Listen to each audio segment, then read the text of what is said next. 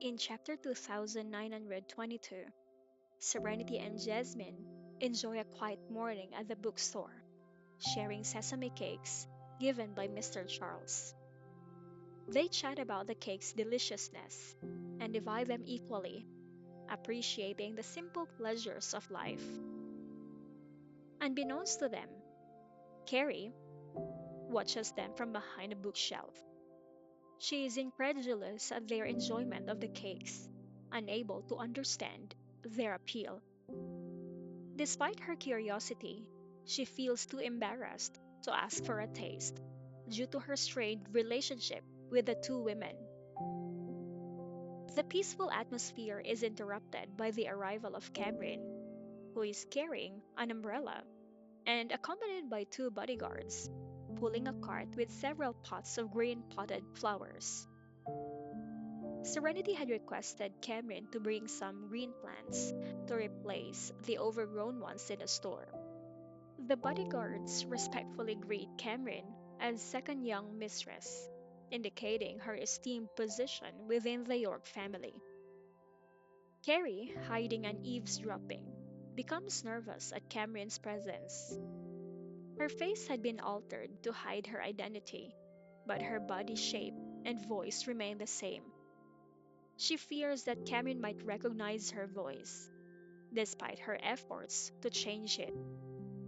In her anxiety, she accidentally knocks over several books, which fall to the ground with a loud noise.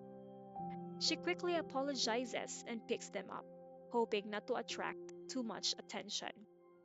Serenity and Jasmine warmly welcome Cameron, expressing concern over her cold hands. They suggest that she should have worn gloves to avoid catching a cold. Cameron explains that her hands and feet have been cold for over 10 years, a condition she attributes to her poor health and the neglect she suffered from her mother. Despite the cold weather, she chose to deliver the plants personally, showcasing her dedication and friendship towards Serenity and Jasmine. Carrie continues to listen in, raising her ears to catch every word exchanged between the three women. She is particularly wary of speaking out loud, as her voice could give away her true identity to Cameron, who is more familiar with her than Serenity or Jasmine. The tension in Carrie's demeanor underscores her fear of being discovered and the unresolved animosity she harbors towards Serenity and Cameron. As Serenity helps Cameron settle in, they discuss the weather and the cold, rainy day. She offers to have someone else pick up the plans next time to save Cameron the trouble, but Cameron brushes off the concern with a smile. Her resilience and dedication to her friends are evident, despite the physical discomfort she endures.